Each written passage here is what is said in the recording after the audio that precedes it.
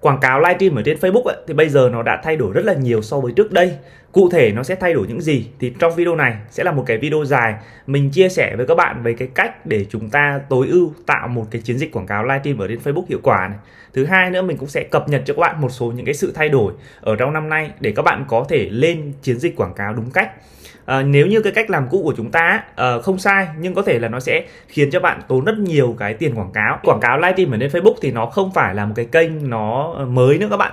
Nó đã xuất hiện từ rất là lâu rồi. Tuy nhiên thì nó vẫn có một cái tệp khách hàng rất là ổn định và giúp chúng ta có thể tăng trưởng thông qua các năm vẫn rất là tốt. Và hiện tại thì có rất là nhiều những cái nhãn hàng, những cái cá nhân chủ shop kinh doanh họ vẫn bán thông qua kênh livestream Facebook rất là tốt, và có rất nhiều những cái mặt hàng tiềm năng ở trên cái thị trường Facebook Ads này.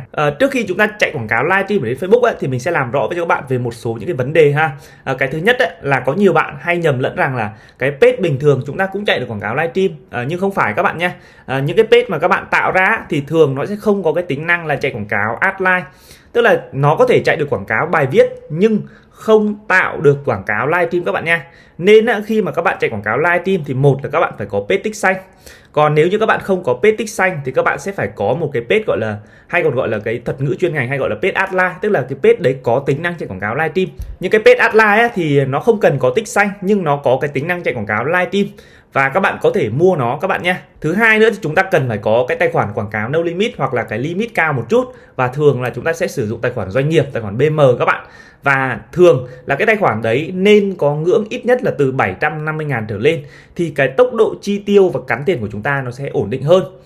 Có một số bạn chạy quảng cáo nhưng gặp phải cái tình trạng là nó cắn tiền rất là chậm này, hoặc là nó xét duyệt rất là lâu, đúng không ạ? Thì do là cái tài khoản của chúng ta thứ nhất là nó hay bị lỗi gọi là bị hâu tiền. Gần đây thì có rất là nhiều tài khoản mà thẻ nó bị cái lỗi hâu tiền là chúng ta xét nó sẽ không cắn tiền của chúng ta ha. Thứ hai nữa là nó xét duyệt rất là lâu và phân phối rất là chậm, dẫn đến việc là chúng ta lên like, khách lên like hoặc là chúng ta lên like nhưng mà chúng ta phải đợi quảng cáo quá lâu đi, nó kéo dài thời gian của chúng ta và cuối cùng là cái hiệu quả của chiến dịch là không được như mong muốn, không đúng theo cái lịch trình của chúng ta đã sắp đặt sẵn hoặc là lên kế hoạch sẵn. Vậy thì để mà có một cái chiến dịch quảng cáo livestream hiệu quả, ngoài việc chúng ta cần phải chuẩn bị page ad live đúng không ạ, thì chúng ta cũng phải có một cái tài khoản quảng cáo đủ mạnh, hay mình gọi là tài khoản khỏe ha, thì nó sẽ xét duyệt nhanh. Thứ hai nữa, nó có thể chạy được cái số tiền lớn, bởi vì có rất là nhiều shop hoặc là nhiều cái nhãn hàng họ chạy với ngân sách rất là khủng. Ví dụ như họ có thể chạy lên tới 50 triệu ở trong một phiên live, hoặc là thậm chí cao hơn vào những cái thời điểm cao điểm đúng không ạ. Thì nếu như tài khoản các bạn limit nó quá thấp thì các bạn không thể viết được ngân sách lớn, và trong quảng cáo live ấy, thì nó cần cái giới hạn chi tiêu cực kỳ lớn để nó có thể phân phối nhanh các bạn nha. Nó không như cái việc là chúng ta chạy quảng cáo bài viết thông thường hoặc là video thông thường. Vậy thì sau khi chúng ta đã có yếu tố page live, chúng ta có tài khoản về mặt nguyên liệu là chúng ta có rồi, thì chúng ta phải biết cách tạo quảng cáo đúng cách nữa. Và ở phần này thì tí nữa mình sẽ hướng dẫn các bạn cách để chúng ta set up như thế nào cho nó chuẩn nha. Không phải chúng ta cứ tạo một chiến dịch lên thì chúng ta để đó. Chúng ta nên tạo bao nhiêu chiến dịch, nên tạo bao nhiêu nhóm, ở trong mỗi nhóm chúng ta nên set up ngân sách như thế nào. Ví dụ như buổi live đấy chúng ta muốn chi tiêu là khoảng 5 triệu thì chúng ta nên set up như thế nào cho nó phân phối đúng không ạ. Nếu như chúng ta không biết cách để chúng ta set up cái này ấy, thì các bạn rất khó để các bạn có thể là phân phối đúng cái số tiền chúng ta mong muốn. Và một cái điều cực kỳ quan trọng ở trong năm 2025 này mình muốn cập nhật với các bạn, đó chính là cái data learning và hiệu quả sau chiến dịch ấy. Thì làm sao khi mà chúng ta chạy rồi, chúng ta chạy một buổi live, chúng ta chạy 2 buổi live, chúng ta chạy liên tục như vậy, nhưng không phải chúng ta chạy liên tục là nó sẽ hiệu quả, mà làm sao để mỗi ngày chúng ta chạy thì nó sẽ càng tối ưu cái chiến dịch quảng cáo, chứ không phải là chúng ta chạy ở ngày 1, ngày 2, ngày 3 chúng ta chạy rất là ok, nhưng đến ngày thứ tư nó lại bắt đầu kém hiệu quả đi, ngày thứ 5 lại đắt gấp đôi gấp 3, thì cái cách các bạn đang setup là nó bị sai. Thực ra quảng cáo càng chạy thì nó sẽ càng hiệu quả. Bởi vì sao? Bởi vì con AI nó sẽ nhận cái dữ liệu của người dùng và nó sẽ biết được cái tệp khách hàng nào là đang cái tệp khách hàng tiềm năng và có nhu cầu có thể chuyển đổi được. Thì từ đó nó sẽ phân phối mẫu quảng cáo của bạn đến với cái người dùng đấy đúng không ạ? Đầu tiên là chúng ta thường là các bạn sẽ chạy là lượt xem đúng không ạ? Tức là ở trong cái mục set nó sẽ có mục lượt xem through play. Thứ hai nữa, chúng ta có thể chạy tối ưu hóa cái lượt nhắn tin. Thứ ba nữa, chúng ta có thể cấp độ cao hơn là chúng ta có thể là tối ưu hóa lượt mua qua meta. Ngoài ra thì các bạn cũng có thể set một vài chiến dịch tương tác đi kèm với cái phiên live hoặc là chạy kèm bài viết để chúng ta nuôi cái page cũng là nuôi tương tác ở trên page. Đầu tiên các bạn nhìn lên màn hình, đây là một cái tài khoản quảng cáo mình thường sử dụng để chạy quảng cáo livestream. Đối với tài khoản quảng cáo này thì mình đã chi tiêu đâu đấy khoảng 184 triệu cho cái chiến dịch quảng cáo rồi. Và với cái limit là no limit, đây là tài khoản doanh nghiệp và nó sẽ không giới hạn chi tiêu trên một ngày các bạn nha, tài khoản agency. Thứ hai nữa là gì? Thứ hai nữa là cái ngưỡng hiện tại của mình là 6 triệu, tức là đến 6 triệu thì mình mới phải lập hóa đơn một lần. Thế nên là đối với tài khoản này á, thì hoàn toàn có tốc độ phân phối khá là ổn rồi. Giống như các cái điều kiện lúc mình nói lúc nãy là chúng ta phải có tài khoản limit cao, ở đây thì no limit là quá ok rồi ha.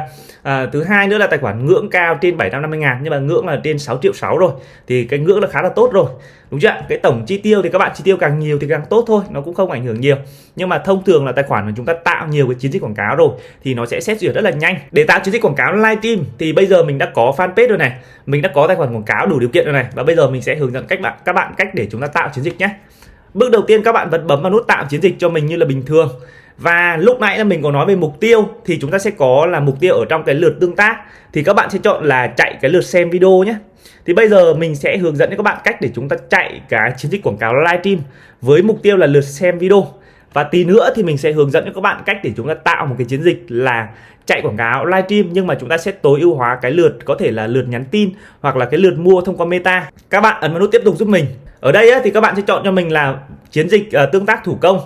Ấn tiếp tục giúp mình nhé. Đầu tiên á, thì các bạn sẽ tiến hành đặt tên chiến dịch các bạn nha, và các bạn sẽ đặt, thường thì mình sẽ đặt theo là tên chiến dịch là like theo buổi và theo ngày. Đấy, hoặc là có thể đặt theo tên. Thông thường khi mà chạy quảng cáo like ấy, thì mình sẽ đặt ngân sách nhóm. Các bạn ấn vào nút tiếp tục giúp mình nhé. Sau khi các bạn chọn fanpage thì các bạn sẽ để ý cho mình ở phần vị trí chuyển đổi, thì các bạn sẽ chọn cho mình nhé. Và các bạn sẽ chọn loại tương tác là lượt xem video. Và cái mục tiêu về hiệu quả thì các bạn sẽ chọn cho mình là lượt xem through play, tức là lượt phát các bạn nha. Và tiếp theo đó chính là phần ngân sách và lịch trình. Thì ở phần ngân sách các bạn sẽ chọn cho mình đó chính là phần ngân sách trọn đời. Ví dụ như ở trong cái buổi live đấy và các bạn muốn chạy với ngân sách là khoảng 3 triệu ở trong một cái buổi live chẳng hạn đi, trong khoảng 3 tiếng, thì các bạn sẽ để ngân sách trọn đời là 3 triệu cho các bạn. Và các bạn nhớ cho mình một cái điều quan trọng này, khi mà các bạn chọn cái này, các bạn phải chọn cái ngày bắt đầu và cái ngày kết thúc chính xác. Ở đây á, thì ngày bắt đầu của chúng ta là ngày mùng 2 tháng 2 đúng không ạ? Thì các bạn nhớ nhé, cái ngày bắt đầu của chúng ta các bạn phải kéo lại này. Thông thường á, nó sẽ tự động nhảy qua cho chúng ta là 1 tháng. Nếu như các bạn không để ý mục này thì các bạn sẽ set cái lịch nhầm là mất 30 ngày. Và 30 ngày như vậy là một khoảng thời gian quá lâu. Thế nên là các bạn phải chọn lại cho mình là kéo xuống nhá, đúng cái ngày có cái chữ màu xanh lá đây này, đúng ngày hôm nay luôn, ngày các bạn set quảng cáo. Chọn vào nó và chúng ta sẽ set up cái múi giờ.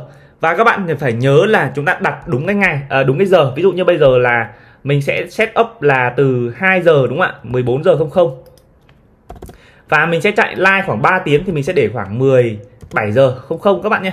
Thì các bạn nhớ là chúng ta phải để ý về cái lịch chạy. Đấy, chúng ta sẽ set quảng cáo trước. Và các bạn kéo xuống phía bên dưới, chúng ta sẽ đến cái phần số 2 rất là quan trọng, đó chính là phần về target khách hàng. Ở bây giờ thì Facebook nó đã update một cái tính năng là đối tượng advanced, tức là đối tượng tự động. Nó sẽ sử dụng cái công cụ AI để chúng ta target. Cái này thì nó vẫn sẽ hiệu quả nha các bạn, chứ không phải là không hiệu quả. Tuy nhiên nó chỉ hiệu quả cho những cái sản phẩm nào nó phổ thông một chút, hoặc là các bạn chạy ngân sách với chạy quảng cáo với mức ngân sách lớn. Đấy, nếu như mà các bạn chỉ bán ở một cái ngách, hoặc là cái sản phẩm của bạn là cái tỷ lệ chuyển đổi chưa được cao, các bạn muốn thu hẹp cái target ấy, thì mình vẫn khuyên là các bạn sử dụng cái đối tượng thủ công. Chỉ khi nào các bạn bán những cái sản phẩm là tệp khách hàng rộng này, đúng chưa, thì chúng ta mới cần phải sử dụng cái đối tượng advanced thôi, tức là đối tượng là sử dụng AI. Còn nếu như bình thường các bạn vẫn sử dụng cái đối tượng ban đầu, mình thấy nó vẫn hiệu quả nhé. Và mình sẽ chọn cái độ tuổi, ví dụ như tệp khách hàng của mình mua like từ khoảng 27 các bạn cho đến khoảng 55, thì mình sẽ chọn lại cái độ tuổi này và giới tính là nữ. Tiếp đến đó chính là phần vị trí quảng cáo, thì mình khuyên á, ở cái phần vị trí quảng cáo thì các bạn cứ để tự động cho mình nhé. Trước đây thì chúng ta hay là chỉ có set ở trên cái thiết bị di động thôi. Tuy nhiên thì mình nghĩ là bây giờ thì các bạn nên để cái vị trí quảng cáo advanced, thì nó sẽ khá là tối ưu rồi so với cái thời kỳ trước đây. Các bạn ấn vào nút tiếp tục giúp mình nhé. Ở phần thiết lập quảng cáo thì bây giờ các bạn sẽ sử dụng bài viết có sẵn.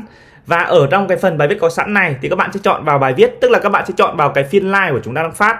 Và sau khi các bạn click vào trong cái phiên live muốn chạy quảng cáo thì các bạn sẽ tiến hành là bấm vào đăng các bạn nha. Sau khi các bạn đăng xong á, thì các bạn sẽ đợi cái chiến dịch quảng cáo của chúng ta xét duyệt các bạn nha.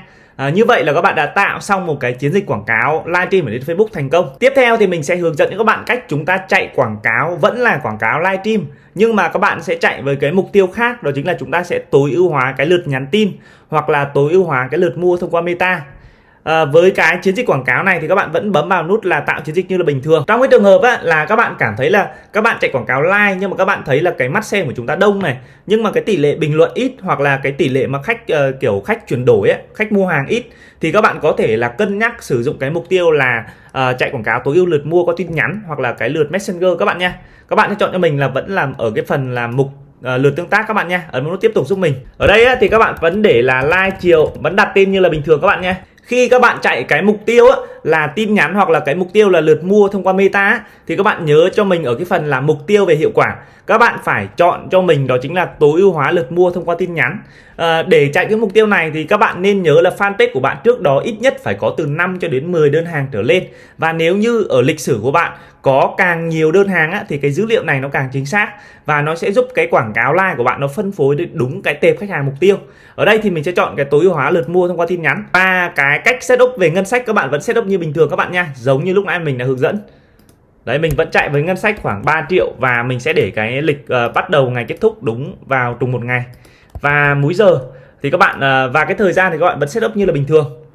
Chúng ta vẫn sử dụng đối tượng ban đầu và chúng ta vẫn setup lại về cái độ tuổi. Và sau khi các bạn đã tiến hành là chọn vào cái phiên live thành công thì các bạn sẽ tiến hành bấm đăng chiến dịch như là bình thường các bạn nha. Sau khi các bạn đã tiến hành là đăng chiến dịch xong thì các bạn có thể sửa lại cái tên của nhóm quảng cáo.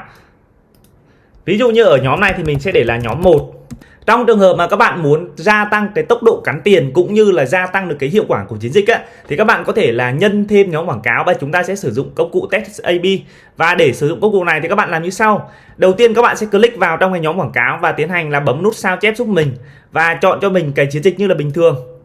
Tiếp theo thì các bạn sẽ thay đổi cái target ở cái nhóm quảng cáo số 2. Trong trường hợp mà các bạn muốn sử dụng đối tượng Advanced để chúng ta test thì các bạn có thể nhân nhóm ra và các bạn sẽ đổi tên thành nhóm này là nhóm 2 nhé. Đối tượng Advanced các bạn nhé. Và sau đó các bạn sẽ tiến hành đăng giúp mình. Sau khi mà các bạn đã tiến hành đăng chiến dịch xong thì bây giờ các bạn sẽ click vào hai nhóm quảng cáo và các bạn sẽ click vào biểu tượng là gì? Click vào hai cái nhóm quảng cáo nhé. Và các bạn click vào cho mình cái lọ thí nghiệm đây. Và các bạn sẽ tiến hành là chọn nhóm quảng cáo hiện có này. Và chúng ta sẽ tiến hành là test AB hai cái nhóm này. Thứ nhất là test AB nó sẽ giúp cái quảng cáo của chúng ta nó không bị chồng chéo cái target với nhau. Thứ hai nữa nó sẽ giúp cho chúng ta biết được cái nhóm quảng cáo nào có hiệu quả tốt hơn, để các bạn có thể, thứ nhất là các bạn có thể đúc kết ra được một cái công thức khách quan. Ví dụ như là ở các bạn còn lăn tăn giữa việc là đối tượng advanced hay là đối tượng thủ công cái nào hiệu quả hơn, hay là các bạn muốn sử dụng hai cái mẫu content quảng cáo khác nhau ví dụ vậy, hoặc là các bạn muốn có thể là test hai cái độ tuổi hoặc là hai nhóm quảng cáo thôi, đơn thuần là hai nhóm quảng cáo, cái nào hiệu quả hơn thì các bạn có thể sử dụng cái này. Các bạn ấn nút tiếp tục nhé. Các bạn để thử nghiệm là test AB nhóm quảng cáo like chẳng hạn ha. Các bạn có thể là chọn cái này. Về số liệu chính thì các bạn có thể chọn ra những cái mục mà các bạn muốn. Đấy, ví dụ như là CPC hoặc là lượt mua Meta, hoặc là các bạn có thể là thông qua lượt reach cũng được, nhưng mà thường mình sẽ để CPC. Và cuối cùng thì các bạn sẽ tắt cho mình công thức là kết thúc thử nghiệm nhé, và các bạn ấn nút đăng thử nghiệm giúp mình. Thì bây giờ là nó sẽ tạo ra được một cái công cụ là test AB. Nó sẽ giúp cho các bạn phân tích hai cái luồng target khác nhau và nó sẽ đưa ra cho các bạn một cái công thức hiệu quả hơn.